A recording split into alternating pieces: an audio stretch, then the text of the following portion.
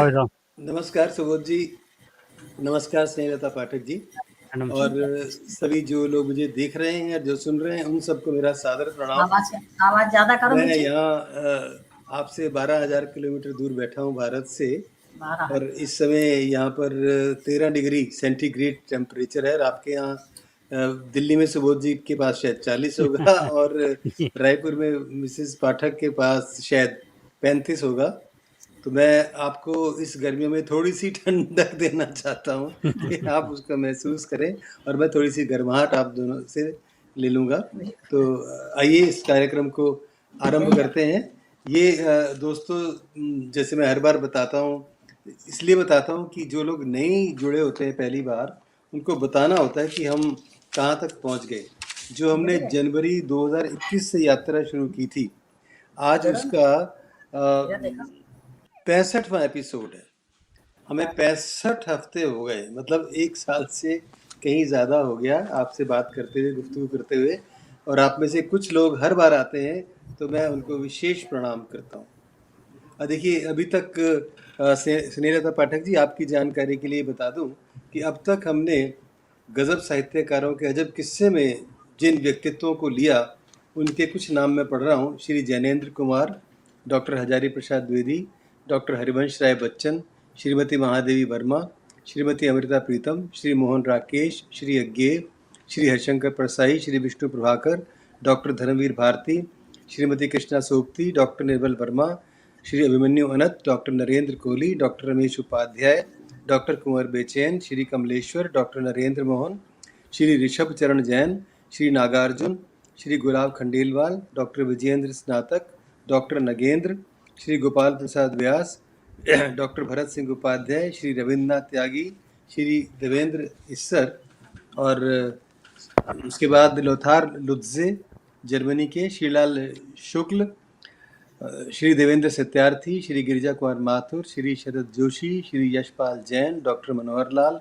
Doctor Kanhaiyalal नंदन, श्री मनोहर श्याम जोशी, श्री राजेंद्र अवस्थी, पंडित त्रिलोकनाथ आजम, doctor Vivekananda Sharma PG से, श्री के P Saxena, Shri Rajendra Arun Mauritius से, doctor Raghuvansh, doctor Lakshmi Narayan Lal, doctor Sunita Jain America से, डॉक्टर शशि प्रभाष शास्त्री, श्रीमती दिनेश नंदी डालमिया, डॉक्टर अंजलि चौहान, शिवानी, श्री उपेंद्रनाथ अश्क, श्री रामधारी सिंह दिनकर, श्रीमती चंद्र किरण सोन रिक्सा।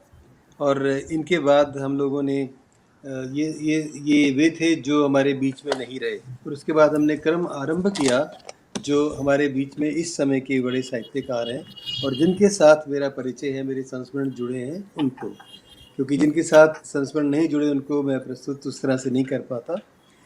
डॉक्टर रामदरश मिश्र, श्री बालसु प्राही, डॉक्टर कमल किशोर गोयनका, श्री गोपाल चतुर्वेदी, श्री दया Prakash Sinha, doctor सूर्य बाला, श्री मनोहर पुरी, श्री सुरेश सेठ, श्री केवल सूद, श्री रामदेव धुरंधर मॉरिशस, श्री योगेंद्र अरुण, श्री बेयाल गौड़ और आज आपके सामने है डॉक्टर स्नेहलता पाठक। बहुत मुझे अच्छा लगता है जब हम देखते हैं कि जैसे मैं व्यंग लिखता हूँ और इस समय व्यंग विधा जो है वो सभी विधाओं में सबसे अधिक लोकप्रिय लग रही है, जिसका एक कारण है कि सोशल मीडिया पर हम सबसे अधिक व्यंग के कार्यक्रम देख रहे हैं और व्यंगकारों के जो व्यंग हैं, उनकी रचनाएं हैं, वो पढ़ रहे हैं। तो एक आभास होता है कि व्यंग का ये दौर है। तो इस दौर में जब कोई महिला व्यंग लिखती है और अच्छा व्यंग लिखती है, तो ऐसी जो महिला व्यंगकार हैं जो बहुत अच्छा लिख रही हैं, उनकी संख्या यद्यपि पुरुषों की तुलना में कम है, लेकिन बहुत अच्छा लिख रही हैं। आपको मैंने मिलवाया था डॉक्टर सूर्यबाला से, तो आज जो है हमारे देश की एक बहुत बड़ी व्यंगकार डॉक्टर स्नेहलता पाठक से मैं आपको मिलवाऊंगा, जो कि आम जिंदगी से, जो इनके साथ आसपास के परिवेश से जो जुड़ा हुआ होता है, उसमें से अपने सूत्र उठाती हैं और उनको शुद्ध भावों में पिरो करके बहुत सात्विक किस्म का व्यंग लिखती हैं। उसमें इनकी जो भावनाएं हैं, जो इनकी ममता है और जो इनकी निष्पक्षता है तथा जो इनकी मानवीय वेदना है, वो हमेशा झलकती है। ये इनके व्यंग की बड़ी खासियत है, क्योंकि कई बार व्यंग में ये चीज़ें दुर्लभ हो जाती हैं और उसमें कटाक्ष ज़्यादा होने से कभी कभी उसमें पर पीड़न भी हो जाता है। पर स्नेहलता पाठक जी इन चीज़ों को बचा करके लिखती हैं। इन्होंने आरंभ किया था लेखन कहानी से, खूब कहानियाँ लिखी, खूब छपी, और उसके बाद समझिए कि अब कोई 45 वर्षों से लगभग व्यंग लेखन इन्होंने आरंभ किया। 1980 के बाद तो बहुत तेज़ी से प्रखर रूप में ये आई और हम लोगों को भी चौंकाया जो हम लोग व्यंग लिख रहे थे कि अरे ये कौन है स्नेहलता पाठक जी।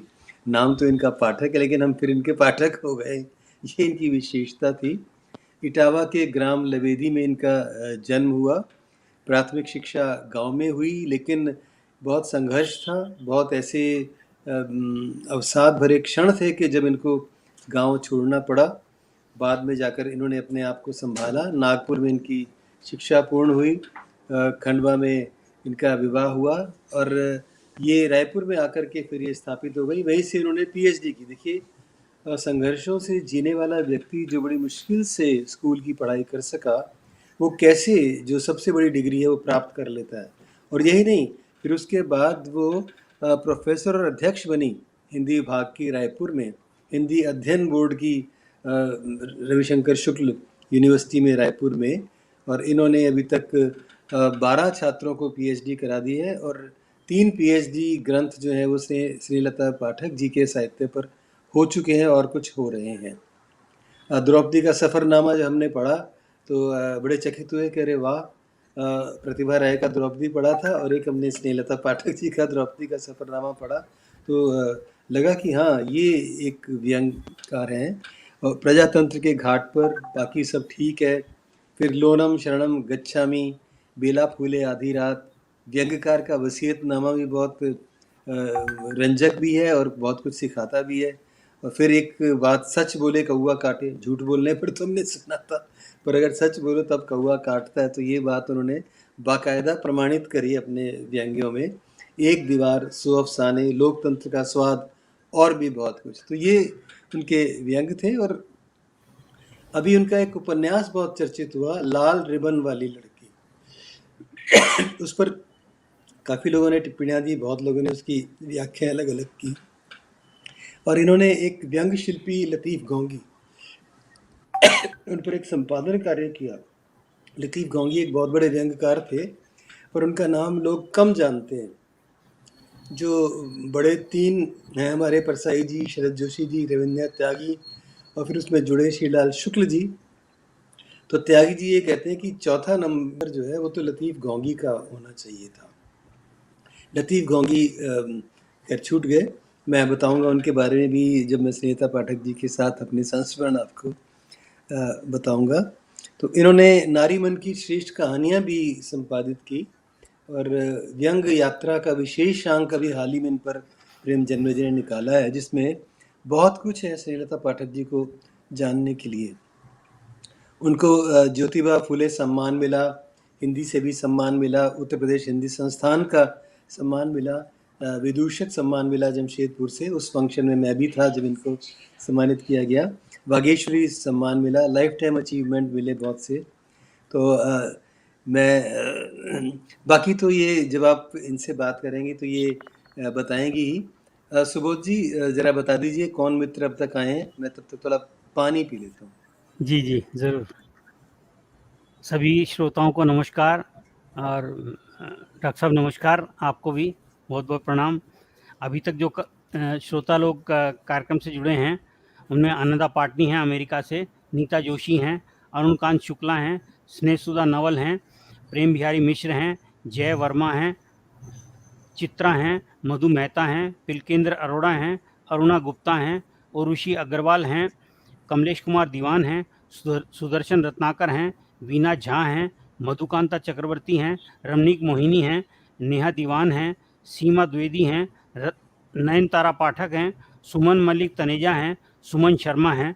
अभी तक ये नोट कर पाया हूँ। बाकी के कार्यक्रम को भाई साहब आगे बढ़ाते रहें, जैसे जैसे आते जाएंगे नोट करता जाऊंगा, बताऊंगा। अभी श्री मैं BL समझ अच्छा साहब जुड़े हैं। हाँ, वो ऊपर नीचे होते रहते हैं तो कई बार पूरे गिने भी नहीं जाते, पर अच्छा जी, लगा जी। कि इस प्रोग्राम को जया वर्मा जी इंग्लैंड से देख रही हैं और अमेरिका से अनदा पाटनी जुड़ी हुई हैं, रवि BL आचा जी नज़र आ गए हैं जो एक बहुत समर्थ आलोचक है हिंदी के, व्यंग पर भी उनका काम है। गायत्री ठाकुर सक्षम भी जुड़ी हैं मेरे सामने, मैं देख रहा हूँ, तो मैं अभी जुड़े हैं, हाँ अभी भी आई हैं। अभी नाम सामने आया है। हाँ, और मिसेस पाठक हम आपको बता दें कि ये नाम यूट्यूब वाले हैं, फेसबुक पर अलग लोग देख रहे हैं, उसके नाम हमारे पास नहीं आते, और ट्विटर पर अलग नाम होते हैं जो हमारे पास अभी नहीं आएंगे। धन्यवाद सुबोध जी। आभार बहुत सर। साल पहले की बात है, 20 साल 21 साल हो गए, हाँ 21-22 साल की बात है कि अजीत जोगी जी जो हैं वो छत्तीसगढ़ नया राज्य बना था और उसके मुख्यमंत्री बने थे। तो अजीत जोगी जी एक लेखक भी हैं और हम एक दूसरे को जानते थे धर्मयुग के ज़माने से। कभी कभी 2 बार ऐसा हुआ कि एक पृष्ठ पर उनका लेख था और एक पृष्ठ पर मेरा लेख था, तो हम एक दूसरे के नाम से परिचित थे, तो साहित्य से दोस्ती हो जाती है। तो उनकी एक पुस्तक थी और उस पुस्तक के लिए उन्होंने मुझे कहा कि भाई आप दिल्ली से आएंगे और मेरी पुस्तक पर बोलेंगे। तो मुझे आज भी याद है कि, और स्नेहलता पाठक जी को याद आ जाएगा, महेंद्र ठाकुर जो है मैं उनके घर रुका था और फिर ठाकुर जी के साथ मैंने कहा ये कहाँ किनको मिलना है। तब पहली बार मैंने दर्शन किए थे स्नेहलता पाठक जी के और बहुत अच्छा लगा था। कारण भी बताऊं क्या हुआ, अच्छा लगने का नहीं, अच्छा तो लगती हैं। अजीत जोगी जी को दिल्ली जाना पड़ गया, तो रायपुर में फिर उनकी जगह पर उनकी किताब के लिए जो अध्यक्षता की थी वो सत्यनारायण जी ने की थी जो तब वहाँ मंत्री थे। तो मंत्री जी आए और स्नेहलता पाठक जी और उनके पतिदेव वहाँ पर आए, तब हमारा वो रूबरू परिचय हुआ था। वहाँ मैंने स्नेहलता पाठक जी को देखा और तब उनकी एक किताब आने वाली थी, तो उन्होंने मुझसे कहा भी था कि भाई तुम मेरी किताब पर कुछ लिखना। हालांकि फिर वो बात हो गई, लेकिन मुझे वो दोनों पति पत्नी भूले नहीं। इसके बाद महेंद्र ठाकुर जो हैं वो नक्षत्र वैज्ञानिक भी हैं। उन्होंने मुझे कहा था कि आप जिस नक्षत्र में आए हैं तो आप लगातार 3 बार इसी दिशा में ज़रूर आएंगे। तो मैंने उस बात को ज़्यादा गंभीरता से नहीं लिया, लेकिन फिर मैंने देखा कि कुछ दिनों बाद मुझे वहाँ बुलाया गया। तब छत्तीसगढ़ राज्य को बने हुए 1 या 2 साल हुए थे, तो उसका एक बड़ा कार्यक्रम था। ये वो कार्यक्रम था जब भारतीय बंधुओं को मैंने पहली बार वहाँ सुना था। तो तब हम उस कार्यक्रम के बाद फिर गिरीश पंकज मेरे पुराने मित्र हैं, फिर हम लोग मिले, तो हमने कहा कि चलिए कुछ प्रोग्राम बनाते हैं। तो मैंने जिस होटल में मुझे ठहराया था, तो वहाँ पर मैंने एक व्यंग का कार्यक्रम किया। तो विनोद शंकर शुक्ल जी आए, श्रीलता पाठक आई, लतीफ़ घोंगी आए जिनका मैं नाम बता रहा था, और उनके जोड़ीदार थे ईश्वर शर्मा आए, और एक और त्रिभुवन जी आए। और बाद में फिर उसके बाद क्या हुआ कि 4-6 महीने बाद फिर वहाँ से बुलावा आ गया मुझे उसी दिशा से। तो अब इस बार दिशा जब बोध हुआ तो फिर स्नेहलता पाठक जी के साथ हम लोग त्रिभुवन जी के घर गए थे। फिर घर में एक गोष्ठी हुई थी और गोष्ठी में फिर स्नेहलता पाठक जी ने बहुत से व्यंग सुनाए थे और हम किसी स्कूल में भी गए थे, क्योंकि एक ख़ास बात है स्नेहलता पाठक जी की कि ये सामाजिक कार्यों से जुड़ी रहती हैं। ये लॉयनस क्लब की अध्यक्ष भी रही हैं। तो लॉयनस कार्यक्रम में ये महिला उत्थान, नारी निर्माण के कार्यों में इनका बड़ा योगदान रहता है। तो ये मुझे बहुत अच्छा लगता है। वैसे तो सभी लेखकों को और सभी को करना चाहिए, पर जो लोग विशेष रूप से बहुत टिप्पणियाँ करते हैं, व्यंग्यात्मक व्यंग्यकार, उनको तो ज़रूर ऐसा होना चाहिए कि जिन चीज़ों के वो खिलाफ हैं, कम से कम वो तो वैसा ना करें। तो ये एक तो बड़ा अच्छा लगा था। और मुझे फिर ध्यान है कि फिर विनोद शंकर शुक्ल जी के घर में एक गोष्ठी हुई थी, तो वहाँ भारतीय बंधु भी आए थे और स्नेहलता पाठक भी आई थी। वो अकेली महिला थी तो इसलिए वो संकोच में थी, उस दिन उन्होंने कुछ सुनाया नहीं। पर जो वाइब्रेशंस होती हैं, कभी कभी वाइब्रेशंस अगर दीवार पर लगा एक कैलेंडर है तो वहाँ से भी आ जाती हैं, अच्छी या बुरी। तो जो वाइब्स जिसको कहते हैं, तो उसका वैज्ञानिक सत्य है ये सारे। तो स्नेहलता पाठक जी की जो वाइब्रेशंस हैं वो बहुत अच्छी हैं और वहाँ पर भी पूरे समय वो रहीं। फिर जो मुझे याद आता है कि जमशेदपुर में अरविंद विद्रोही जी विदूषक पत्रिका निकालते हैं, उन्होंने एक कार्यक्रम किया था जहाँ स्नेहलता पाठक जी को सम्मानित भी किया गया। तो वहाँ प्रेम जन्मेजय थे, यज्ञ शर्मा थे, बालेंदु शेखर तिवारी तब थे, वो भी थे, महेंद्र ठाकुर थे। तो फिर मुझे याद है कि स्नेहता पाठक जी को पता है ध्यान है कि नहीं, हमने बहुत आइसक्रीम खाई थी वहाँ एक जगह, क्योंकि प्रेम जन्मेजय आइसक्रीम के बहुत शौकीन है। तो शायद ललित भी थे। तो अब 2018 में दिल्ली आई थी आप। दिल्ली में आई तो पाठक जी भी साथ थे, और मेरा बड़ा सौभाग्य मेरठ सुधा का कि हमारे कहने से वो हमारे घर में भी आए। घर के भी कुछ चित्र हैं, वो शायद आपको बाद में दिखाएंगे नरेश जी कि उस समय वो आई थी। और उसके बाद जब मैं याद करता हूँ तो मुझे याद आता है, बहुत दूर का नहीं, जल्दी का ही, 2020 की बात है, जनवरी 2020। बड़ी कड़ाके की ठंड थी, और कुमेश जैन जो जिनको कि इस बात का गौरव मिला हुआ, इनका रिकॉर्ड है कि उन्होंने इस स्टैम्प्स कलेक्शन का, फिलाटेफी कहते हैं शायद इसको, तो उसके एक बड़ा व्यक्तित्व उनका, तो उनकी बेटी की शादी थी तो वहाँ आए थे। तो उस शादी में देर रात तक श्रीलता पाठक और श्री पाठक के साथ मैं और सुधा बहुत देर तक बैठे रहे थे। बड़ी फोटोज हमारी खींची थी, वो मुझे याद है। और उसके बाद तो हाँ, ये देखिए, ये वहीं का है, स्नेहलता पाठक जी ही हैं, मैं और हम दोनों के बीच में जो सज्जन है, इनका मैं नाम अब भूल गया हूँ।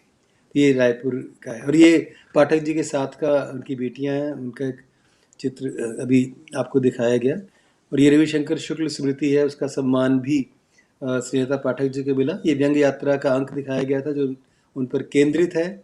और ये है लाल रिबन वाली लड़की, जिसने आजकल बड़ी धूम मचा रखी है। कभी कभी लगता है कि ये लाल रिबन वाली लड़की और कोई नहीं, ये श्रीलता पाठक ही थी, यही है वो जिन्होंने लिखा है। हाँ, बहुत अच्छा उपन्यास है।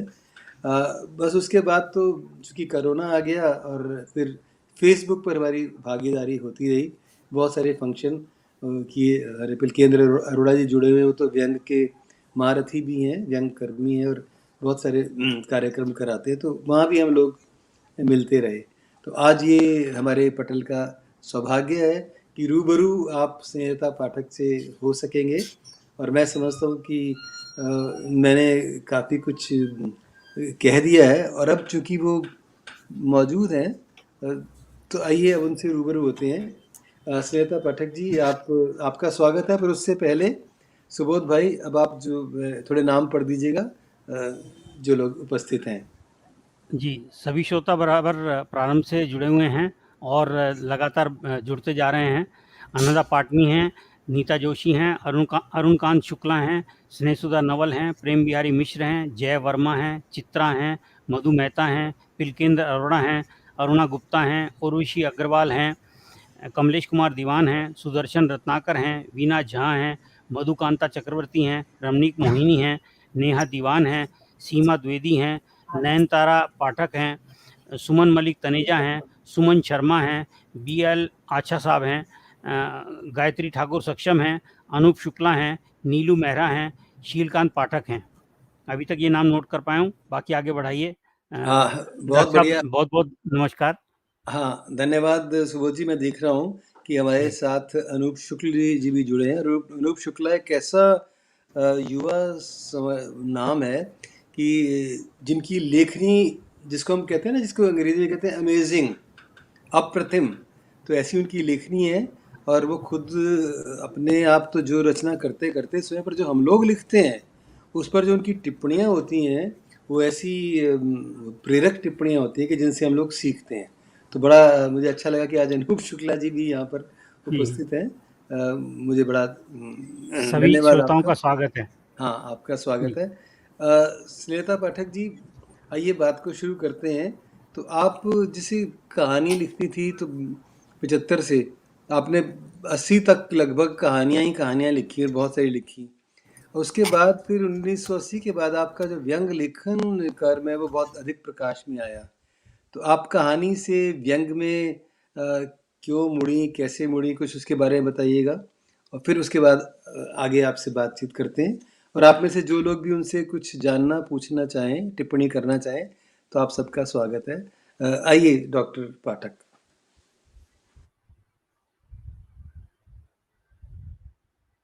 माइक खोल लीजिए, माइक खोल लीजिए, आपका माइक बंद है। हाँ अब खुला। हाँ जी, आवाज आ रही है। तो कोई भी जो महिला जब लिखना शुरू करती है, तो मेरे ख्याल से अधिकांश महिलाएं कहानी से ही शुरू करती हैं, क्योंकि उनका जो भाव जगत रहता है, जिसमें अनुभूतियां जुड़ी रहती हैं, बहुत सारा उनका अंतर्द्वंद होता है, उसके लिए कहानी एक अच्छी विधा है। और वो उसी से सबसे पहले जुड़ती हैं कि क्या हमें अपने यहाँ का जो भारतीय परंपराएं हैं परिवार में, तो वो जो परिवार है यदि समृद्ध परिवार रहता है, तो महिलाओं को अपने विचारों को प्रकट करने की बहुत कम परमिशन देता है। वो अंदर ही अंदर घुटती रहती हैं, अंदर ही अंदर सोचती रहती हैं कि ऐसा क्यों हुआ, ऐसा क्यों नहीं हुआ, मैं ऐसा करना चाहती थी पर क्यों नहीं कर पाई। तो इन सब बातों को व्यक्त करने के लिए एक मनोविज्ञान बहुत जरूरी है, और उस मनोविज्ञान को जगह मिलती है कहानियों में। कहानियां ही वो मिलती हैं। तो मेरी पहली कहानी इसी तरह की थी, अंतर्द्वंद, कि किस तरह से मुझे क्या क्या भोगना पड़ा और किस तरीके से मैं बहुत आहत हुई। और जब आहत होती हूँ तो अपने आप कलम चलने लगती है, और वो पहली ही मेरी कहानी थी जिसे मैंने लिखा, और उस कहानी को बहुत से अखबारों ने छापा। बहुत अच्छी मनोवैज्ञानिक कहानी रही वो, और मुझे खुद आश्चर्य हो रहा था कि मैंने इतनी अच्छी कहानी कैसे लिखी। उसके बाद जब मैं कॉलेज में गई, तो वहाँ विनोद शंकर शुक्ल थे हमारे डिपार्टमेंट में। वो चूंकि व्यंग के प्रेमी थे, व्यंग लिखते भी थे वो। उनके साथ हमारे पीजी के बहुत सारे विद्यार्थी भी थे जो व्यंग लिखते थे। महेंद्र ठाकुर जी थे, लतीफ घोंगी थे, ईश्वर शर्मा थे। इन सबके टोली में मैं भी जुड़ गई, और मैंने इनसे कहा कि आप लोग जो मीटिंग करते हैं उसमें क्या होता है, मुझे क्यों नहीं बुलाते हैं। तो उन्होंने कहा नहीं नहीं नहीं, आप महिलाएं हैं, आप व्यंग को क्या समझेंगी, हम लोग व्यंग लिखते हैं और व्यंग पर ही बातचीत करते हैं, और हम लोग अभी एक पत्रिका निकालने वाले हैं, व्यंग शती, जो जिसके 3-4 अंक निकाले थे शुक्ला जी ने। तो मैंने कहा महिला हूं तो क्या हो गया, सुन तो सकती हूँ। उन्होंने बोला हाँ बिल्कुल आइए सुने, सुनने के लिए कोई मनाही नहीं है। तो जब मैं गई तो मुझे ऐसा लगा कि जैसे ये विधा मेरे लिए ही बनी है, और मैं इसमें अपने आप को ज्यादा प्रकट कर सकती हूँ, अपनी बातों को ज्यादा अच्छी तरह से बोल सकती हूँ, क्योंकि अंदर से जब प्रखरता होती है तो कहानी जैसी मृदु विधा बहुत ज्यादा दिन तक नहीं चल पाती। तो मुझे व्यंग बहुत अच्छा लगा, और मैंने उसी दिन से कहानियां छोड़ दी और मैं व्यंग में ही शामिल हो गई। तो मैंने सबसे पहला एक व्यंग लिखा था, सुनते थे बहुत शोर कुत्ते की वफादारी का। ये व्यंग मैंने लिखा और नई दुनिया में भेज दिया मैंने लिफाफे में बंद करके। उस समय ये ऑनलाइन वगैरह नहीं था, और नई दुनिया में वो छप भी गया। मेरे पास जब वो अखबार आया तो मैंने देखा अरे मेरा व्यंग इसमें छपा हुआ है। तो कहना चाहिए कि मुझे मेरी जो प्रेरक है वो नई दुनिया अखबार ही था, जिसने मेरे हौसले बढ़ाए, और मैं उस दिन से व्यंग ही लिखने लगी। कहानी को छोड़ दिया मैंने और उस टोली में शामिल हो गई जहाँ बहुत सारे पुरुष थे। इस तरीके से मैं व्यंग में आगे बढ़ी और आज तक उसी व्यंग में टिकी हुई हूँ। सर आपका माइक बंद है, सर आपका माइक बंद है। अच्छा हाँ, क्षमा कीजिएगा। मैं अभी अनदा पाठ ने लिखी है कि आपके संग्रहों के शीर्षक बहुत मज़ेदार होते हैं, हम सोचते रह जाते हैं और आपके शीर्षकों से अचंभित होते हैं। आप कोई टिप्स दीजिएगा कि आप कैसे कर पाती हैं, तो दीजिए इनको टिप्स। देखिए टिप्स तो कुछ नहीं है। सबसे बड़ा टिप्स तो ये है कि जब तक मैं शीर्षक तय नहीं कर लेती हूँ तब तक मैं लिखना शुरू नहीं करती, और मुझे शीर्षक चुनने में 3-4 दिन भी कभी कभी लग जाते हैं। वो जो ज्यादा पिंच करने वाला शीर्षक होता है, जो ज्यादा चुभने वाला शीर्षक होता है, जो ज्यादा लोगों को अचंभित करने वाला शीर्षक होता है, जागरूक करने वाला शीर्षक होता है, वही शीर्षक फिर मैं रखती हूँ। उसके बाद फिर मैं लिखना शुरू करती हूँ। ये मेरी कमजोरी है कि मैं बिना शीर्षक के अपनी रचना को नहीं लिख पाती हूँ, और सोचती हूँ कि भाई जब व्यंग लिख रही हूँ तो शीर्षक भी वैसा ही होना चाहिए जो अचंभित करे। बहुत सुंदर।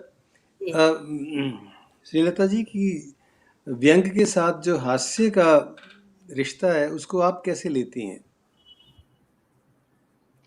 हाँ, कई बार ये प्रश्न मुझसे किया गया कि व्यंग के साथ हास्य का रिश्ता क्या होता है, और क्यों होना चाहिए व्यंग्य के साथ हास्य, उसका कितना परसेंटेज होता है व्यंग्य के साथ में हास्य का।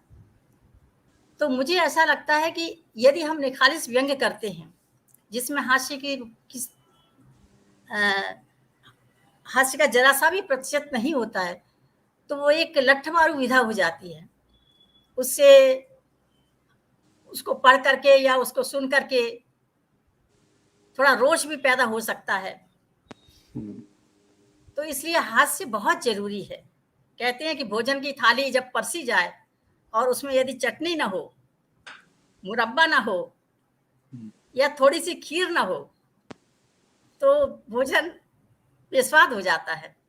तो वो हास्य उस खीर का काम करता है, ताकि बहुत मिर्ची वाला खाना, खट्टा खाना खाने के बाद थोड़ा सा हम 2 चम्मच खीर खाते हैं, तो हमारा मन थोड़ा सा हल्का होता है और सारी बातें हम भूल जाते हैं। हजारी प्रसाद द्विवेदी ने एक जगह मैंने पढ़ा था, उन्होंने लिखा था कि व्यंग्य ऐसा होना चाहिए कि कहने वाला तो ओठों में मुस्कुराता रहे और सुनने वाला तिलमिला जाए।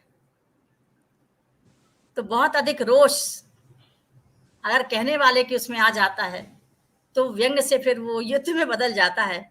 इसलिए व्यंग्य बहुत कहना चाहिए कि बहुत ही समझ रहे हैं।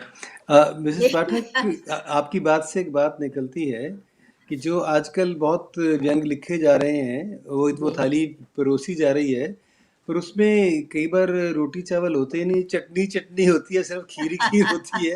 उसका क्या करें हम? यहाँ आशा जी बैठे हैं, अनूप शुक्ल बैठे हुए हैं, पिलकेंद्र अरोड़ा हैं, रमणीक मोहनी ने काम किया है व्यंग पर। तो वो उसको उनका क्या करेंगे? जो कई बार हम व्यंग पढ़ते हैं और देखते हैं कि इसमें व्यंग कहाँ था, और वो बाकी चीजें तो आ जाती हैं, टिप्पणी है, और उनके बारे में कुछ बताइएगा, नहीं तो मैं ही बोलने लगूंगा। हाँ, तो वो चटनी का मतलब होता है चाटुकारिता। अगर हम चाटुकारिता नहीं करेंगे, चापलूसी नहीं करेंगे, तो हम पूरे समूह में शायद अपने आप को शामिल भी नहीं कर पाएंगे, क्योंकि ज्यादा सही बात लिखना भी तो लोगों को सुहाती नहीं है, या कहना चाहिए कि पचती नहीं है, या सहन नहीं कर पाते हैं। तो हर लेखक आज ये सोचता है कि मैं अलग न रहूं, एक समूह के साथ ही चलूं, समूह के अंदर ही रहूं, ताकि मेरी भी पूछ परख होती रहे, मुझे लोग कार्यक्रमों में बुलाते रहे, और मेरा वीडियो प्रसारित होता रहे, और मेरा नाम भी लेखकों में शामिल हो जाए। अगर हम ऐसा नहीं करते हैं तो शायद हम एक तरफ छोड़ दिए जाएंगे। तो ये जो चाहत की बात है, ये जो प्रकाशन की बात है, ये जो आत्म प्रकाशन है, इसका जो लोभ है, वही चटनी है, उसी को लोग ज्यादा पसंद कर रहे हैं। ओके, अभी आशा जी ने एक बड़ा मीठा सा प्रश्न किया है कि आप लिखते हुए मुस्कुराती भी जाती हैं, फिर एक प्रश्न चिन्ह लगाया उन्होंने। व्यंग लिखते हुए आप मुस्कुराती भी जाती, देखिए। मुस्कुराहट तो जीवन का रस है। अगर मुस्कुराहट नहीं है तो जीवन नहीं है। आप कितना भी कड़वा व्यंग लिखिए, लेकिन मुस्कुराइए जरूर। इससे पढ़ने वाले को भी रस मिलता है, आनंद आता है, और लिखने वाले को भी आनंद आता है। दोनों के बीच में जो रसास्वादन चलता रहता है वो मीठा ही होना चाहिए। क्योंकि मुझे ऐसा लग रहा है कि व्यंग हम कितना भी कड़वा लिख डालेंगे, लेकिन आज जो समाज में जो राजनीति चल रही है उसको हम अभी सुधार नहीं सकते। समय है अभी, कभी ऐसा समय आया तो भले ही साहित्य का असर हो और राजनीति रास्ते पर आए, समाज में जो विसंगतियां हैं, जो विडंबनाएं हैं, वो अगर सुधर सकती हैं, तो अभी साहित्य में वो ताकत नहीं आई है कि वो साहित्य में फैली विडंबनाओं को सुधार सके। इसलिए मिठास तो बहुत जरूरी है, हास्य बहुत जरूरी है। अच्छा, ये पिलकेंद्र जी पूछ रहे हैं, पिलकेंद्र अरोड़ा जी पूछ रहे हैं, मैडम के साहित्य में पाठकों के संकट के बारे में आप क्या सोचते हैं? देखिए, साहित्य में पाठकों का संकट है नहीं, ऐसा तो मैं नहीं मानती। इसलिए क्योंकि साहित्य बहुत लिखा जा रहा है, पुस्तकें बहुत प्रकाशित हो रही हैं। कोई किसी भी जो लेखक है उसके हाथ में कलम जरूर रहती है, लेकिन आज इतने सारे जो साधन निकल आए हैं, ये जो इलेक्ट्रिसिटी के ये जो डिजिटल साधन है, ऑनलाइन पर आता है। ऑनलाइन साधन है, और मोबाइल सबके हाथ में रहता है, लैपटॉप सबके साथ में रहता है, कंप्यूटर रहता है। तो हम साधनों से इस तरह से घिरे हुए हैं कि हमको परसा बरसाए मिल रहा है। जब परसा हुआ मिलता है तो फिर हम क्यों बनाएंगे, रसोई घर में जाएंगे ही क्यों? यदि परसा हुआ भोजन मिलता है तो हम रसोई में जाकर मेहनत नहीं कर सकते। इसलिए पढ़ने के प्रति लोगों की अरुचि हो गई है, क्योंकि जब हमें सामने मिलता है हम उसी को बहुत स्वाद ले लेकर के बड़ी तबीयत से, बड़ी चाहत से उसको स्वीकार भी कर रहे हैं, उसको पचा भी रहे हैं। इसलिए किताबें आजकल पचती नहीं हैं, भले ही बहुत छप रही हैं और लोगों के यहाँ लाइब्रेरी बनी हुई है, अलमारियां सजी हुई हैं, लेकिन उन तक हाथ नहीं जाते हैं। हमारे बिस्तर पर कभी कभी रखी भी रह जाती हैं, लेकिन हम मोबाइल खोलकर बैठते हैं या टीवी देखते हैं। तो परिस्थितियां भी तो आदमी को वैसे ही बनाती हैं। जी जी, एक प्रश्न और आया है मैडम कि रमनीक मोहिनी जी पूछ रही हैं, कतिपय साहित्यकार वर्तमान समय को व्यंग की अवसान बेला मानते हैं, आप इस विषय में क्या सोचती हैं? ऐसा रमणीक जी ने कैसे सोचा? ऐसा तो कहीं सुना पड़ा नहीं कि अवसान बेला है, विकास बेला है ये तो। जी, ऐसा तो मैं नहीं सोचती हूँ कि व्यंग का अवसान हो जाएगा या व्यंग की अवसान बेला आ गई है, क्योंकि व्यंग तो चिरंजीवी साहित्य है। जी, ये साहित्य कभी खत्म नहीं होता है। अगर लिखित रूप में भी थोड़ा सा कम हो जाएगा तो भी ये हमारी बातचीत में चलेगा। जब से आदमी ने बोलना सीखा है, जब से वो सभ्य बना है, नहीं सभ्य बना था तब भी व्यंग तो उसके साथ ही था। उसे क्या अच्छा लग रहा है, क्या अच्छा नहीं लग रहा है, अपनी मनसा को व्यक्त करना ही व्यंग की एक बहुत बड़ी ताकत होती है। भले ही हम आदिवासी जीवन जी रहे हों, साहित्य तब भी था। आज देखिए शहरों की अपेक्षा ग्रामीण जीवन में व्यंग साहित्य बहुत ज्यादा है। हम छोटी छोटी सी बातों पर व्यंग बोलते, हर बात का जवाब आपको व्यंग्यात्मक ढंग से ही मिलेगा। तो व्यंग तो हमारे जीवन में समाया हुआ है, व्यंग का अवसान नहीं हो सकता। व्यंग का यदि अवसान हो जाता है तो जीवन का आनंद खत्म हो जाएगा, संबंधों का आनंद खत्म हो जाएगा। हमारे यहाँ बहुत कुछ ऐसे संबंध हैं आपस में, परिवार में, जो व्यंग पर ही आधारित होते हैं। ननद और भाभी का रिश्ता है, जीजा और साली का रिश्ता है, देवरानी जेठानी का रिश्ता है। इनमें जब तक चुहलबाजी नहीं होगी, जब तक व्यंग्यबाजी नहीं होगी, तब तक ये रिश्ते आगे नहीं बढ़े। पिलकेंद्र अरोड़ा जी ने की एक स्थापना है और उनकी बड़ी प्रबल धारणा है जो आजकल बहुत जानी जा रही है कि ये तो व्यंग का प्रतिष्ठा काल है, दूसरी विधा के साहित्यकार व्यंग विधा में आ रहे हैं। तो ये रमणीक मोहिनी जी की बात का जवाब समझिए उनकी तरफ से है। पर इससे एक सवाल आता है, आपको क्या लगता है कि क्या ये व्यंग का प्रतिष्ठा काल है आपके अनुसार? प्रतिष्ठा काल इस दृष्टि से भी है क्योंकि बहुत छप रहा है। देखिए कोई भी अखबार, कोई भी पत्रिका बिना व्यंग के आप नहीं देखेंगे। हर पत्रिका में, हर अखबार में व्यंग का एक कॉलम रहता ही है। और पाठक जो पढ़ने वाला है वो भले ही व्यंग को उतना नहीं समझता है, लेकिन वो देखता है कि व्यंग किस पन्ने पर है। वो पत्रिका जब खोलता है तो सबसे पहले वही पेज खोलता है जिसमें व्यंग होता है, छोटा सा हो या बड़ा सा हो, तो सबसे पहले वो उसी को पढ़ता है, तब कहीं बात दूसरी बातें पढ़ता है। इसलिए व्यंग का प्रतिष्ठा काल तो है, क्योंकि बिना व्यंग के जीवन में आनंद नहीं है। थोड़ा सा आदमी जो रोज का जो संघर्षमय जीवन है, जो बहुत सारी विसंगतियां हैं, उनसे निजात पाने के लिए वो सोचता है कि सबसे पहले व्यंग पढ़ा जाए ताकि जीवन में कुछ रस हो, हम थोड़े से अलग मानसिकता में जिए, हमारे जीवन में थोड़ा सा परिवर्तन हो, हमारे मन में जो अभी समय जो कश्मकश चल रही है उससे थोड़ा सा हम निजात पाएं। इसलिए व्यंग तो बहुत जरूरी है। और प्रतिष्ठा काल तो हमेशा से ही रहा है, आज रहा हो ऐसी बात नहीं है। व्यंग हमेशा से ही रहा है। चाहे कोई डॉक्टर राम कुमार वर्मा का नाटक आप देख लीजिए, सेठ जी का नाटक आप देख लीजिए, समस्या उठाई।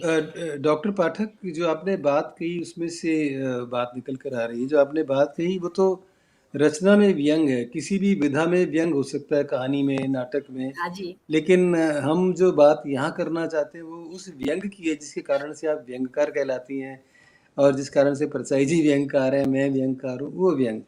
यानी जो व्यंग रचना है, यूं तो उसके बिना तो नहीं होता, वो है, तो उस पर आप क्या कहना चाहती हैं? और कुछ अभी मैंने देखा अन्नदा पाटनी जी ने भी कुछ लिखा था, वो निकल गया शायद, उसका संदर्भ भी ऐसा ही था। देखिए सुबोध जी, कुछ पूछा था उन्होंने। उन्होंने लिखा है कि हम लोग बड़े आशावान हैं व्यंग के प्रति, भले ही फॉर्मेट बदल जाए। ओके, हाँ, जी ठीक ठीक जी। आपका कमेंट इस पर, अन्नदा हाँ पाटनी हाँ, पर? जी हाँ, व्यंग्य के प्रति आस्थावान तो हैं, क्योंकि आज का समय व्यंग्य के प्रति आस्था रखने का ही चल रहा है। बहुत ज़्यादा रूखा विषय, बहुत ज़्यादा गंभीर विषय, बहुत ज़्यादा पेचीदा विषय और बहुत ज़्यादा दिमागी जो विषय रहते हैं, हम उनसे थोड़ा दूर ही भागते हैं, क्योंकि समय बताता है, समय जिस समय में हम जी रहे हैं, जिस वातावरण में हम जी रहे हैं, जिन हालातों में हमारा जीवन जिया जा रहा है, उन हालातों में बहुत ज़्यादा गंभीरता आदमी नहीं चाहता। वो चाहता है कि इन विसंगतियों से निकलकर हम थोड़ा-सा हँसें और बोलें और इस तरह का तिर्यक साहित्य पढ़ें, जिससे कि थोड़ा-सा मन का स्वाद बदले। कुसुम जी, ये तो रंजक तत्व की बात हुई। व्यंग के बारे में अभी आप ही ने कहा कि द्विवेदी जी ने कहा कि जिससे व्यक्ति तिल मिलाए, तो जो कचोटे, जो अंदर से पीड़ित करे, लगे कि हम गलत थे या गलत कर रहे हैं, तो उनके प्रति वो जागृत करवाता है। तो इसमें रंजक तत्व की कितनी गुंजाइश है? ये जो आपने कहा वो तो मुझे लगता है विनोद के बारे में हो सकता है, परिहास के बारे में हो सकता है, हास्य के बारे में हो सकता है, पर व्यंग के बारे में भी ऐसा कि लोग इसलिए पढ़ें कि मालूम नहीं, मैं भी कुछ लड़खड़ा गया हूँ। पर इस पर मैं, आप ही बताइए कि दिन आज आपका है, मेरा नहीं है, आपका दिन है। तो उसको आप क्या कहेंगी कि जैसे व्यंग तो वो है जब चोट कर रहा है तो जागृत कर रहा है ना, हमेशा जागृत करता है। तो उसमें ठीक है, हर विधा में रंजक तत्व होता है, लोग उसको उस तरह के रंजन के लिए पढ़ते हैं, लेकिन वो शुद्ध एंटरटेनमेंट, वो मनोरंजन नहीं होता। ऐसा आभास हुआ जो आपने कहा कि जो आदमी थका हो वैसा हो तो उसके बाद उनसे दूर भागने के लिए पड़ता है। तो वो थोड़ा सा जरा आप बताइएगा, मैं हम लोग समझना चाहते हैं आपकी दृष्टि से। देखिए, बार-बार वही बात आती है कि आज का जो समय है, जिसमें सारा कुछ उफान पर है, साहित्य की रचनाशीलता, हमारा ऊपर उठना, राजनीति में उछल-कूद, सामाजिक विसंगतियाँ, समाज में आने वाले बदलाव, इतने सारे घोर प्रतिक्रियावादी समय से हम गुजर रहे हैं कि हम ये नहीं समझ पा रहे हैं कि क्या सही और क्या गलत है, हमारा एटीट्यूड कैसा होना चाहिए, हम मर्यादा किसे कहते हैं, हमें किस तरह का जीवन जीना चाहिए, किस तरह हमें आपस में बातचीत करना चाहिए। आदमी बहुत असमंजस में हो, हम हैं और हम हों या आप हों, सभी असमंजस में चल रहे हैं कि जब भी हम बात करते हैं तो हम सोचते हैं कि इस तरह से बात की जाए कि हमारा आपस में संबंध न बिगड़े, एक दूसरे से हम दूर न हों। तो जिसे हम ठकुर सुहाती भी कह सकते हैं कि हम आपके मुँह पर आपको जो पसंद है हम वैसा ही बात करेंगे, और यदि हमने आपको जो पसंद है वैसी बात नहीं करते हैं तो हो सकता है हमारा अबोला भी हो सकता है, हम एक दूसरे से दूर भी जा सकते हैं, फिर हम आपका साहित्य भी नहीं पढ़ेंगे। तो इस तरह से आपस में आदमी आज संबंध बनाने में लगा हुआ है कि किस तरह से हम अपने संबंध एक दूसरे से बनाएं। साहित्य भी यही सोचता है, इसी बहुत तरह का अच्छा साहित्य रचा जाता है कि जी। मानव एक साथ रहे, मानव में दूरियां ना बढ़ें, वैचारिक दूरियां तो बिल्कुल भी नहीं बढ़ना चाहिए, और जितना हम सोच रहे हैं उतनी ही वैचारिक दूरियां बढ़ रही हैं। अपने बहुत अपने अच्छा दल हैं, अपने अपने मठ जी। हैं, अपनी अपनी विचारधाराएं हैं, कोई किसी की विचारधारा से सहमत नहीं हो रहा है, सब अपनी अपनी विचारधारा को बिना किसी संकोच के व्यक्त करते चले जा रहे हैं, जिससे बहुत देश में उठापटक मची हुई है, कहीं पर भी शांति नहीं है। यदि हम शांति की बात करते हैं तो दूसरा वर्ग पैदा हो जाता है जो अशांति चाहता है। तो ऐसे माहौल में हम यही चाहते हैं कि भाई ऐसी ही बात करो जिससे अतिरेक न हो, जिससे कोई माहौल न बदले, जिससे कोई तूफान ना उठ खड़ा हो, तो क्यों इस तरह से बात की जाए। लेकिन ठीक है। ऐसा हो नहीं रहा है। हर आदमी अपने अपने तरीके से बात करता है। हर आदमी सोचता है कि मुझे जी, कहने का अधिकार है, तो मैं क्यों नहीं कहूँ। जी, तो ये बिल्कुल। कहने पर से ही बहुत सारी बातें हो जाती हैं। बिल्कुल ठीक। आपका लेखन बहुत शालीन लेखन है, आपके बारे में माना जाता है और बहुत विनम्र लेखन है, बहुत श्रेष्ठ लेखन है, हम उसकी कदर करते हैं। आपने जो कहा बहुत अच्छा। अभी कुछ उसी से संबंधित एक प्रश्न आया है भाई साहब कि उसमें अनंदा पाटनी जी पूछ रही हैं, क्या महिला व्यंग्यकार बहुत खुलकर कह पाती हैं या स्त्रीगत मर्यादा के कारण अपने आप को रोक लेती हैं? हम्म, इस पर नहीं, प्रकाश डालिए। खुलकर कहने वाली खुलकर कहती भी है। आज महिलाएं उतनी संकोच में अपना जीवन नहीं जीती हैं जितने पहले था, और जितना आज हम सोच रहे हैं। हर महिला स्वतंत्र है। मेरे उपन्यास में एक जगह मैंने एक वाक्य लिखा है कि जब वो सबसे पहले दिन ज्वाइन करने जाती है कॉलेज में, और उसे कहा जाता है कि आप कौन सा पीरियड लेंगी इसमें से, एमए फाइनल का शायद बन रहा था। तो मेरे बोलने के पहले हमारे डिपार्टमेंट के उस समय जो हेड थे, उन्होंने कहा कि बेचारी को नौकरी से मतलब है, तनख्वाह से मतलब है, उसको तो कोई भी पीरियड दे दो वो पढ़ा लेगी। तब मैंने सोचा कि ये पुरुष क्या सोचते हैं कि संविधान में जो आजादी मिली वो केवल पुरुष को लिए है, वो स्त्री के लिए भी मिली है। जितना पुरुष आजाद हुआ है उतनी ही स्त्री भी आजाद हुई है। मेरी अभी तक बहुत विवशता थी कि मैं किसी को जवाब नहीं देती थी, लेकिन वो उस दिन बोल उठी।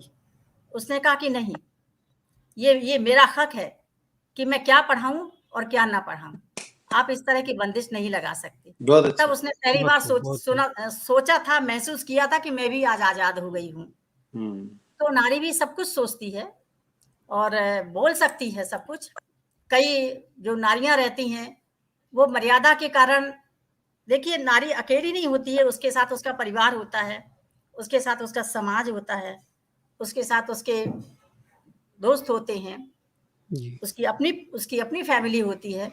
तो बहुत कुछ सोच समझ करके ही वो शब्दों का प्रयोग करती है। और बहुत सी नारियां ऐसी भी होती हैं जो कहती हैं कि नहीं, जिसको जो समझना है समझे, हम तो सही कहेंगे, चाहे वो कैसा भी शब्द हो, चाहे वो किस तरह की भी बात हो, हमको अधिकार है तो हम उसका उपयोग करेंगे। बहुत सी नारियां सोच समझ के करती हैं ताकि सामंजस्य से बैठा रहे। क्योंकि देखिए, नारी समाज की धुरी है, नारी परिवार की धुरी है, नारी देश की धुरी है। अगर नारी नहीं है तो सब बिखराव हो जाता है। इसलिए नारी को बहुत सोच समझ करके अपनी कलम को चलाना चाहिए। और जब मैं कलम चलाने बैठती हूँ तो यही बात मेरे सामने आ जाती है कि किसी तरह का कोई बिखराव नहीं होना चाहिए, कोई वितंडावाद नहीं होना चाहिए। अगर हम इस शब्द को लिखने से समाज सुधार सकते तो जरूर लिखते, लेकिन ऐसा तो कुछ नहीं होगा। इसलिए क्यों माहौल खराब किया जाए।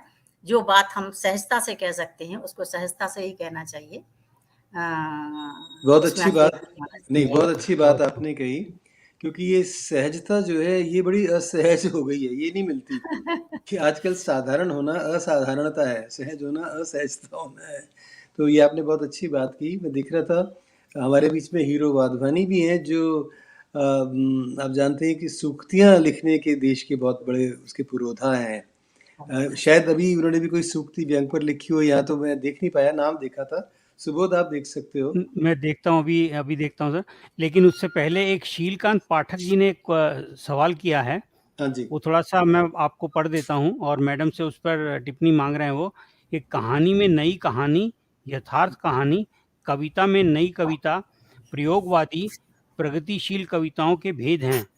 इसी तरह क्या व्यंग में भी कुछ प्रयोग हुए हैं या हो रहे हैं या होने चाहिए? आपकी टिप्पणी वांछित है। हाँ, शीलकांत पाठक जी हमारे ही शहर के हैं और बहुत अच्छा लिखते हैं वो भी जी। मेरे ख्याल से उनकी बात का जवाब वो खुद जानते हैं, क्योंकि वो इतनी अच्छा लिखते हैं। उनकी कलम से एक एक शब्द बहुत सुंदर तरीके से निकालते हैं, नाप तौल करके। तो जिस तरह से कविताओं में बहुत सारे प्रकार हैं, अगर उस तरह का हम देखेंगे तो व्यंग में उतने प्रकार नहीं हैं मेरे ख्याल से। मैं जो सोचती हूँ कि इस तरह के प्रकार नहीं है जिस तरह के कविताओं में प्रकार होते हैं। पर यह है कि व्यंग की अपनी शैली होती है, अपनी अपनी शैली होती है, कहने की भी अपनी अपनी शैली होती है, बातचीत करने की भी अपनी अपनी शैली होती है। किसी की शैली बात बात पर बतंगड़ बनाने की शैली होती, तो किसी की शैली ऐसी होती जो बहुत बहुत रूखी बात को भी समरस कर देता है। तो यही बात है कि शैली तो कोई बटी नहीं होती है कि किस शैली में निबंध लिखा जाए, किस शैली में कविता लिखी जाए, किस शैली में व्यंग लिखा जाए। लेकिन इस तरह की व्यंग में मेरे ख्याल से तो शैलियाँ नहीं बनी हैं अभी तक। और बहुत बार तो बात उठती है सभा मंचों पर कि व्यंग लेखन का या व्यंग साहित्य का अभी तक कोई व्याकरण ही नहीं बना है। जिस तरह का निबंधों का व्याकरण होता है, उपन्यासों का व्याकरण होता है, कहानियों का व्याकरण होता है, कविता का व्याकरण होता है कि उसके क्या तत्व होना चाहिए, क्या शैली होना चाहिए, किस तरह की उसमें वर्णनात्मक होना चाहिए। तो इस तरह का कोई व्यंग में नहीं है, और व्यंग नाम ही उसका है। यदि हम उसको बंधन में बांध देंगे तो व्यंग किस बात का। आपने बहुत अच्छी बात कही, अपने ढंग से कही। शीलकांत पाठक जी, मैं समझता हूँ ये बहुत अच्छा आपने प्रश्न किया, बल्कि आपके प्रश्न पर मैंने करतल ध्वनि भी की थी, शायद आप तक पहुँच गई हो 12,000 किलोमीटर दूर से। व्यंग में मैं समझता हूँ श्रीलता पाठक जी कि शैलीगत प्रयोग बहुत हुए हैं, बहुत ज़्यादा। जितना अधिक शैलियों में की स्वतंत्रता इस विधा को है, उतनी ना कहानी को है, ना कविता किसी को नहीं है। आप सिंहासन बत्तीसी में लिखिए, आप विक्रमार्क की शैली में लिखिए, आप संवाद में लिखिए, आप चुटकुले वाली में लिखिए, आप बीरबल की तरह से लिखिए, आप पौराणिक से कुछ भी, यानी वो शैलीगत प्रयोग बहुत अधिक हुए हैं, और वो परसाई जी से लेकर के अब तक हो रहे हैं। और लिखने की बात है, जैसे मैं बहुत विनम्र प्रतिवेदन कर रहा हूँ कि जैसे मैंने ही हाफ लाइनर व्यंग आरंभ किया है, और इसकी ठीक ठाक चर्चा हो रही है। मैं खुद अपने क्या बताऊं, लेकिन मैंने ऐसा देखा है कि कुछ प्रयोग इसमें है कि हाँ, ये बात बिल्कुल ठीक है कि जो आपने कहा है कि जिस ढंग से कविता में और कहानी में हुए वैसे नहीं हुए, क्योंकि यहाँ गुट निरपेक्षता रही है। अब गुट बनने शुरू हुए तो अवश्य वो भी हो जाएगा कि भी ये इनका, ये इनका, ये इनका। तो वो अच्छी बात है, जब तक ऐसा नहीं होता तो शील बना रहेगा हमारा। हाँ, अनूप शुक्ला जी ने लिख दिया half liner, one liner. Kamlesh Kumar Diwan ji पूछ रहे हैं, व्यंग हास्य के साथ क्यों जुड़ा हुआ है? मेरा ख्याल है इसका जवाब तो दिया स्नेहलता पाठक जी ने, उन्होंने अच्छा जवाब दिया था। चटनी और खीर वाली बात तभी तो उठी थी, वो शायद पहले का होगा। कोई और प्रश्न ले लो, ये तो हो चुका। हाँ, ये देखिए महेश जी ने कुछ लिखा, ये हाँ महेश शर्मा जी, कपूरथला की एक विभूति है पंजाब की। जिस दिन व्यंग व्याकरण बन जाएगा वो व्यंग नहीं रह जाएगा, ऐसा मेरा मानना है। देखिए, अच्छी बात, बहुत अच्छी सोच है और बहुत अच्छा प्रश्न है ये कि जिस दिन व्यंग व्याकरण में बन जाएगा तो व्यंग नहीं रहेगा, क्योंकि व्यंग तो एक स्वतंत्र विधा है। वो उपन्यासों में भी मिलता है व्यंग, कहानियों में भी मिलता है, नाटकों में मिलता है, आपके जनरल आर्टिकल में भी मिलता है। व्यंग कहाँ नहीं है? आपकी बातचीत में भी व्यंग है, आपके व्यवहार में भी व्यंग है। कई बार तो अबोले व्यंग भी होते हैं जिसके लिए शब्दों की जरूरत नहीं पड़ती और हम एक व्यंग कर देते हैं, समझने वाला समझ जाता है जो सामने खड़ा होता है। तो ये सही बात है कि यदि हमने उस पर व्याकरण को बंधन लगा दिया तो निश्चित रूप से व्यंग पर बहुत सी बंदिशें लग जाएंगी, और हम जिस तरीके से अपनी बात को व्यंग्यात्मक तरीके से कहना चाहेंगे तो उस पर भी बहुत सारे बंधन हो जाएंगे, बहुत सारे कानूनी पेच दांव पेच हो जाएंगे, और हमारी बात शायद उतनी प्रखर नहीं हो पाएगी जितनी प्रखरता हम उसमें चाहते थे। तो इसलिए व्याकरण के बंधन में तो व्यंग को नहीं बनना चाहिए, परंतु ये जरूर है कि व्यंग में भाषा शैली का जरूर ध्यान रखना चाहिए, ताकि हमारी जो भाषा है उसमें अतिशयता नहीं होनी चाहिए, उसका अतिक्रमण नहीं होना चाहिए, और शैली भी इतनी अच्छी हो कि उसको पढ़ने में आनंद आए और पाठक उस पर बंध जाए, एक बार पढ़ना शुरू करे तो व्यंग को पढ़ता ही चला जाए। कई व्यंग मैंने देखे हैं जो बहुत नीरस हो जाते हैं, जिसमें शैली नाम की कोई चीज नहीं होती है।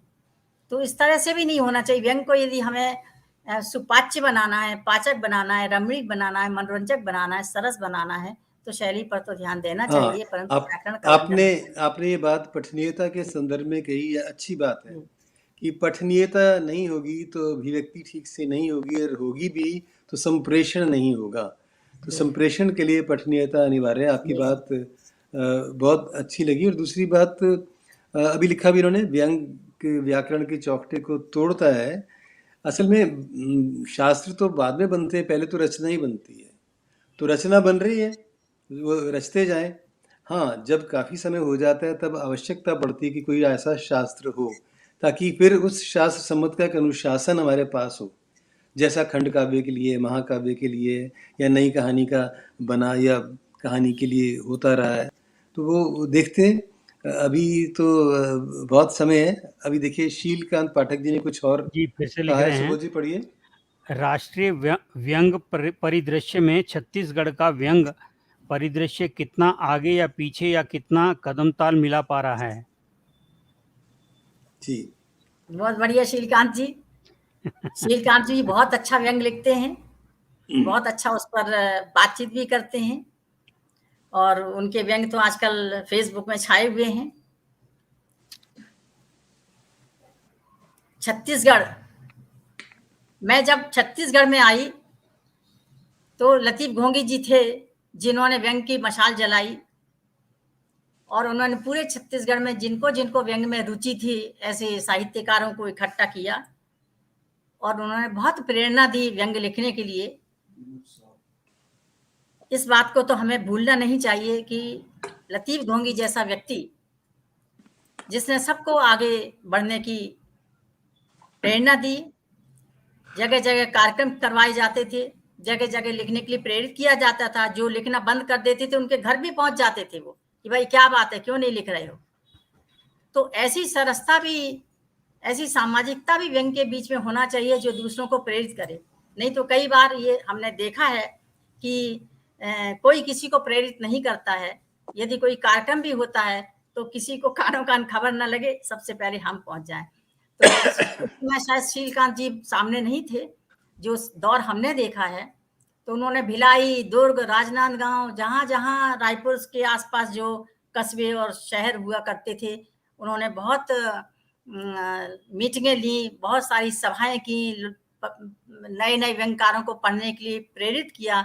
इसलिए छत्तीसगढ़ एक समय में बहुत, जब आप नवल साहब जब आए होंगे छत्तीसगढ़ में, उस समय छत्तीसगढ़ में सबसे ज्यादा व्यंगकार थे और बहुत अच्छा लिख रहे थे। लेकिन आज का जो समय है वो थोड़े से कम व्यंगकार दिखाई देते हैं, और मुझे ऐसा लगता है कि डॉक्टर पाठक, एक मैं बीच में एक इंटरजेक्टर आया है हाँ। पीएल लाठा जी की तरफ से। ये क्षेत्रीय प्रश्न है। यदि हम क्षेत्रीय प्रश्नों से बचे तो अच्छा है कि हम एक अंतर्राष्ट्रीय उस पर बैठे हैं, तो इसमें क्षेत्र की बात नहीं। हाँ, आपके पर्सनल की बात हो वो, इसलिए क्षमा चाहते हैं हम उनसे, शील जी से, कि क्षेत्रीय बात नहीं करते। अभी हमारे बीच में मैंने देखा कि एक और बड़ी ज़बरदस्त जिन्हें कहते हैं, जिनके रोज आ रहे हैं कटाक्ष आ रहे हैं आजकल, मीना सरदाना जुड़ी हैं। अभी उन्होंने कुछ लिखा था, सुबोध, मैं पढ़ता हूँ सर, पढ़ता हूँ। मीना सरदाना अरोड़ा लिख रही हैं, मेरी समस्या यह है कि मेरे पास प्रश्न नहीं होते, इसलिए खामोशी से सुनती रहती हूँ। चलिए, हाँ। मीना तो जी, आपकी यही बात दर्शाती है कि आप बहुत अच्छी व्यंगकार हैं। व्यंग्यकार वही बहुत अच्छा होता है और वही समझदार होता है जो सुनता ज्यादा है, क्योंकि सुनने से अपने विचार बनते हैं और बहुत कुछ हम लेकर के जाते हैं कार्यक्रम से। नीलू मेहरा ने भी लिखा है। नीलू मेहरा जी ने ये लिखा है। अब ये प्रश्न है या उनकी एक टिप्पणी है, वो लिख रही हैं कि पर वो स्वतंत्रता कभी कभी कहीं छूट सी जाती है और स्वच्छंदता की ओर अग्रसरित हो जाती है। अच्छा कहा उन्होंने जी। स्वच्छंदता की ओर अग्रसर हो जाती है। हाँ, स्वतंत्रता की जगह वो स्वच्छंदता हो जाती है, तब फिर वो, मैं फिर से एक बार पढ़ देता हूँ। शील जो है वो पर वो स्वतंत्रता कभी कभी कहीं छूट सी जाती है और स्वच्छंदता की ओर अग्रसरित हो जाती है। हाँ, ये तो ऐसा है कि अपने अपने मन की बात है। देखिए, आप स्वतंत्र हुई, और यदि स्वतंत्रता के कारण, यदि आप, शायद मैं कुछ समझ नहीं पा रही हूँ कि आपने सुना ज्यादा कहा कम, तो शायद आप इसलिए स्वच्छंद हो गई। मैं समझ नहीं पा रही हूँ कि आप क्या चाहती हैं। स्वच्छंदता एक ऐसी चीज है, एक ऐसा भाव है, एक ऐसी मूल प्रवृत्ति है जो किसी बंधनों को नहीं मानता है, वो स्वच्छंद होता है अपने विचार प्रकट करने के लिए। और मेरे ख्याल से व्यंग्य में भी स्वच्छंदता बहुत जरूरी है, लेकिन उसमें भी तटबंध होना बहुत जरूरी है। राइट। ऐसी स्वच्छंदता बहुत व्यंग्य में नहीं आना चाहिए जो तटबंधों को तोड़ करके और महाप्रलय ला दे। तो स्वच्छंदता है और व्यंग्य में होनी भी चाहिए, लेकिन सीमा के अंतर्गत होना चाहिए। राइट, बहुत अच्छे। बहुत- अनूप बहुत- शुक्ल जी ने कोई प्रश्न पूछा था, सुबोध जी निकल गया। अनूप शुक्ला जी ने पूछा है कुछ पसंदीदा व्यंग किताबों के बारे में बताएं। जो ऐसी व्यंग की किताबें जो स्नेहलता जी को ठीक लगती हों। अनूप जी का साहित्य भी बहुत अच्छा है।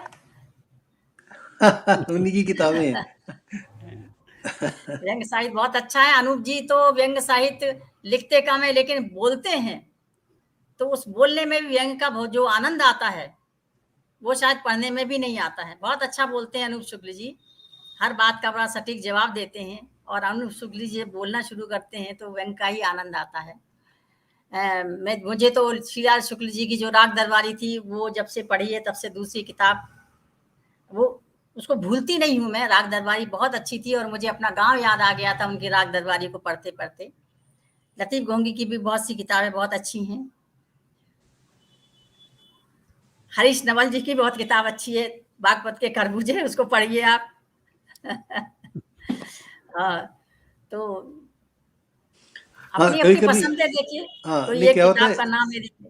कभी कभी आकस्मिक प्रश्न होता है तो हमें वो उसमें ध्यान नहीं आता है। मैं भी जानता हूँ कि अचानक पूछे गए सवाल से कि जहाँ कोई गणना करनी पड़े तो मुश्किल हो जाती है, वो कई बार ध्यान नहीं आता। पर हम आपकी बात समझ रहे हैं। और अनूप शुक्ल जी की यही तो खासियत है, तो ऐसे ही तो निकालते हैं अपनी बातें। तो आप उनसे उनसे सावधान ही रहिए। लिख दिया बिलकेंद्र अरोड़ा जी ने कि व्यंग के रामचंद्र शुक्ल है अनूप जी। अब देखिए इसमें, अब इन्होंने अभिधा में लिखा है कि व्यंग में लिखा है कि लक्षणा में लिखा है, मालूम नहीं। क्योंकि इसमें तीनों है। ये पिलकेंद्री जी से ही पूछना पड़ेगा। बहुत अच्छी क्या वार्ता क्या चल लिख- रही है वो अच्छा जवाब देंगे। स्नेहलता जी, बहुत अच्छी वार्ता चल रही है। आपके हिसाब से फिर व्यंग का लक्ष्य क्या है? क्या लक्ष्य है व्यंग का? देखिए, व्यंग्य का जो लक्ष्य है, साहित्य भी हमेशा समाज में मनुष्यों के जीवन में हित ही चाहता है। जो हित के लिए लिखा है, जो समाज का हित करे, वही साहित्य है। हितेन सह इति साहित्यम। व्यंग्य का भी वही लक्ष्य होना चाहिए और वही लक्ष्य है भी, कि समाज में फैली हुई विसंगतियों को, विडंबनाओं को, जो जीवन में रुकावट पैदा करें, ऐसे कर्म कांडों को, अंधविश्वासों को हटा करके वो एक नया साफ सुथरा रास्ता दिखाए। यही व्यंग्य का लक्ष्य होना चाहिए। बहुत ठीक।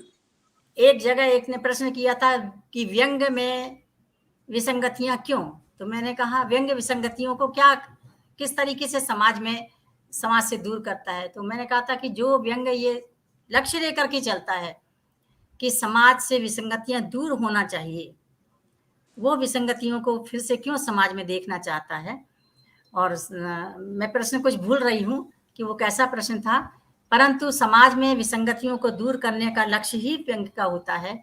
वो एक प्रकार से, मैंने एक जगह ये भी पढ़ा था कि वो एक फूल झाड़ू है व्यंग्य, जो बड़े आहिस्ते आहिस्ते समाज की सफाई करता है। मुक्तिबोध का भी ये कहना था कि वैसे तो सब कुछ अच्छा है, लेकिन देखिए, समाज की सफाई के लिए एक मेहतर भी चाहिए। समाज हाँ, में जो समाज की जो बेहतर जो बेहतर समाज को है वो बेहतर बहुत बनाने अच्छा के है, लिए, लेकिन और बेहतर होने के लिए एक मेहतर भी चाहिए। बेहतर भी चाहिए। तो हर व्यक्ति को मेहतर बनना पड़ेगा। किसी एक व्यक्ति के मेहतर बनने से काम नहीं चलता है। यदि व्यंग्यकार अपने आप को मेहतर समझने लगे तो बहुत अच्छा व्यंग्य सामने आ सकते हैं। श्रीलता जी, एक अनूप शुक्ल जी ने फिर उन्होंने अपने प्रश्न बदल दिए हैं, क्योंकि हम जानते हैं कि लतीफ घोंगी जी ने सबसे अधिक लिखा, लेकिन लोग उनको उतना नहीं जान पाए। तो उन पर जिसने रिसर्च की हो, उन्होंने बहुत कुछ जाना होगा। तो वो आपसे पूछ रहे हैं कि लतीफ घोंगी जी पर आप अपने काम के बारे में कुछ बताइए। घोंगी जी पर तो मैंने काम नहीं किया है, पर उन पर पुस्तक मैंने संपादित की थी, व्यंग्य शिल्पी संपादित। लतीफ घोंगी। हाँ जी। व्यंग्य शिल्पी लतीफ घोंगी के लेखन का क्या इम्पैक्ट पड़ा, उनको अन्य व्यंग्यकार किस तरीके से देखते हैं उनके लेखन को, उस पर क्या प्रतिक्रिया व्यक्त करते हैं, किस तरीके से वो प्रभावित हुए। तो मैंने शरद जोशी जी का, श्रीराज शुक्ल का, शंकर पुनतांबेकर का, और अभी नाम याद नहीं आ रहे, प्रेम जन्मे जी का, बहुत सारे प्रतिष्ठित व्यंग्यकारों के लेख मांगे थे मैंने, और सभी लोगों ने, ये किताब मेरे सामने है जिसमें कि एक प्रभाकर चौबे जी थे, ज्ञान चतुर्वेदी जी ने लेख भेजा था, श्याम सुंदर घोष ने लेख भेजा था, नरेंद्र कोहली जी ने लेख भेजा था, रविन्द्रनाथ त्यागी ने भेजा था, हरीश जोशी ने भेजा था, पूरन शर्मा ने भेजा था, सुरजीत नवदीप ने भेजा था, और बाकी सब छत्तीसगढ़ के थे, बालन शेखर तिवारी जी ने भेजा था, भगवान दास कहार ने भेजा था। बहुत बढ़िया। तो सबने उनकी बहुत प्रशंसा हाँ, की नहीं, थी। वो पुस्तक बहुत अच्छी है, संग्रहणीय है। हमने भी तुरंत अपने कॉलेज में उस पुस्तक को मंगवाया था, अच्छी पुस्तक है। तो मैं चाहता हूँ कि हाँ, आप ना श्वेता जी, एक अंतिम प्रश्न है कि लाल रिबन वाली लड़की जो आजकल बहुत ज़्यादा प्रचलित हो रहा है, उसके बारे में बताइएगा कि उसकी लिखने की प्रेरणा, उसमें आपने फिर क्या क्या देना चाहा। देखिए, लाल रिबन वाली लड़की, सबसे पहले तो मैं ये बता देना चाहती हूँ कि चाहे कहानी हो या उपन्यास हो, उसमें लेखक स्वयं कहीं ना कहीं जरूर होता है,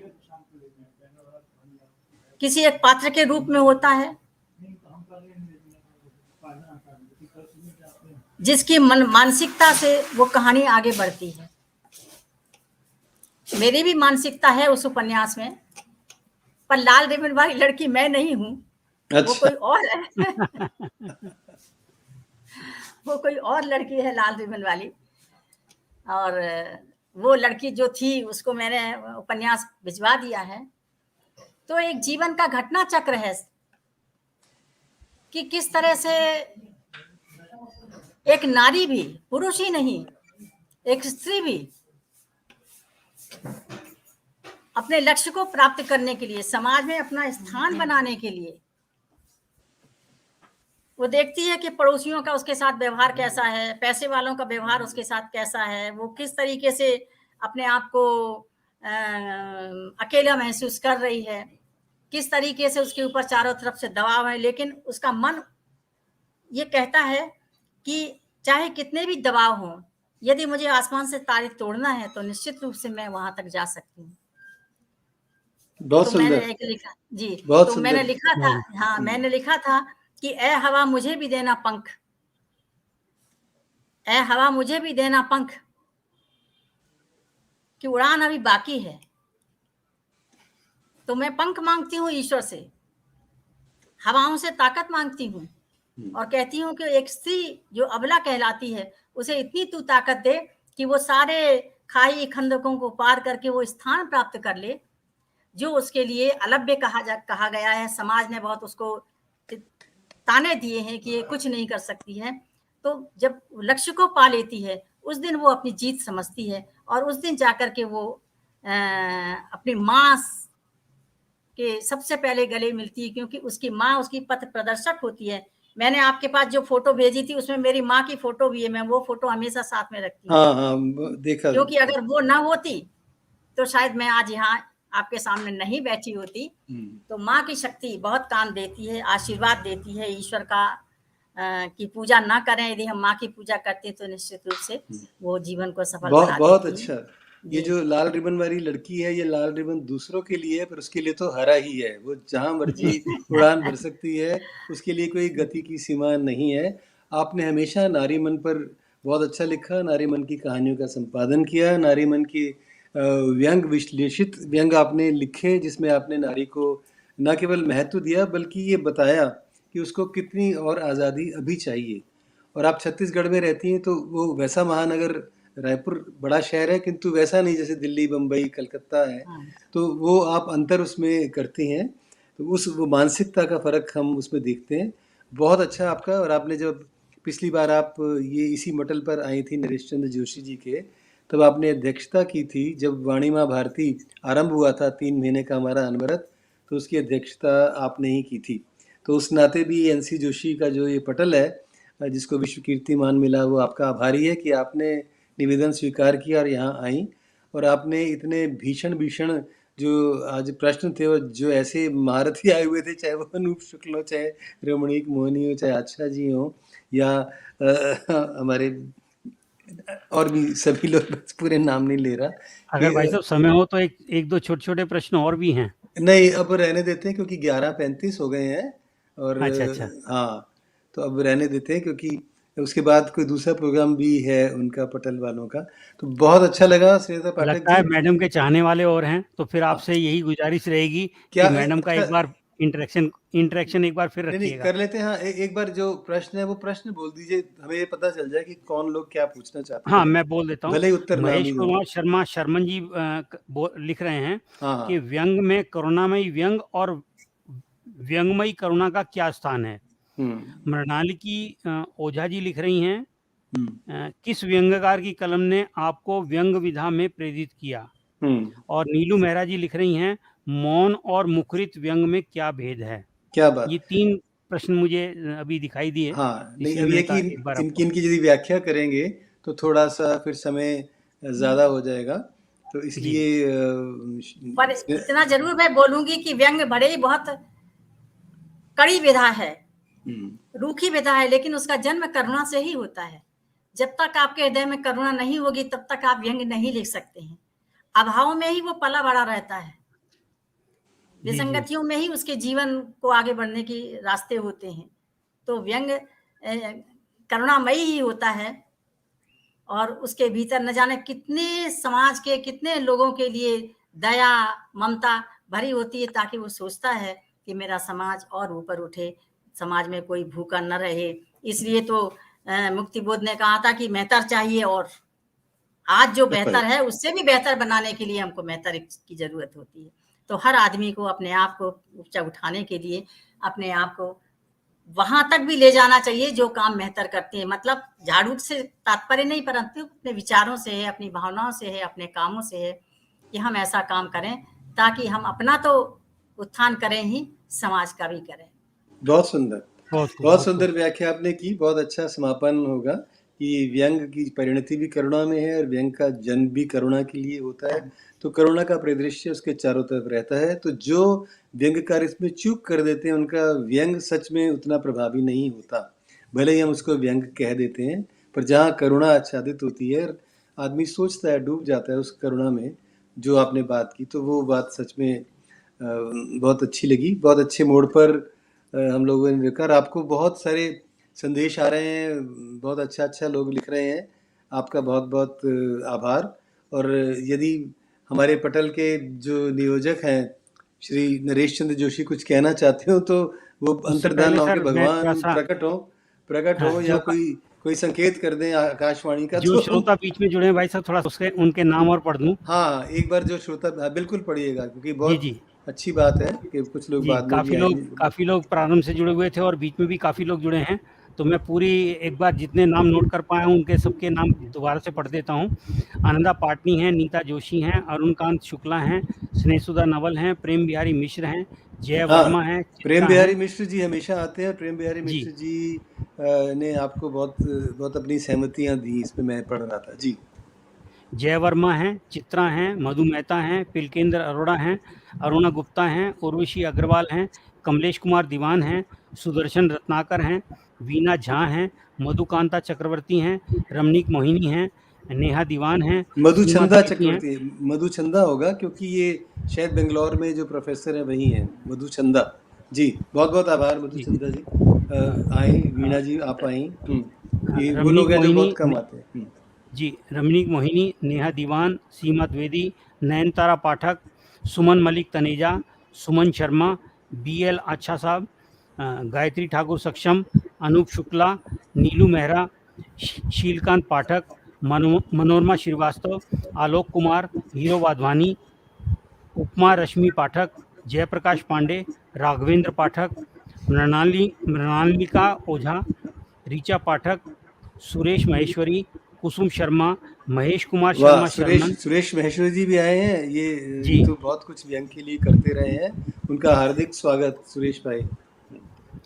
वंदना सुदर्शन गुप्ता रत्नाकर जी का भी स्वागत, पहली बार आए हैं जी हमारे फंक्शन जी में। बहुत बड़ी लेखिका वंदना हैं। गुप्ता, मीना सढ़ाना अरोड़ा और एक श्रोता भाषा के नाम से जुड़ी हैं, मधुलिका तिवारी।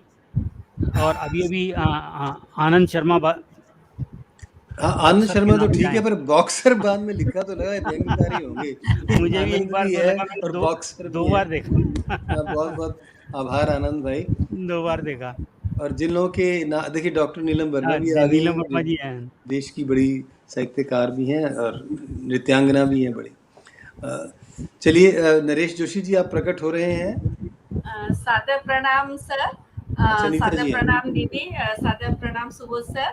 नमस्कार। सर जोशी सर बाहर गए हैं तो इसीलिए वो नहीं जुड़ पाएंगे।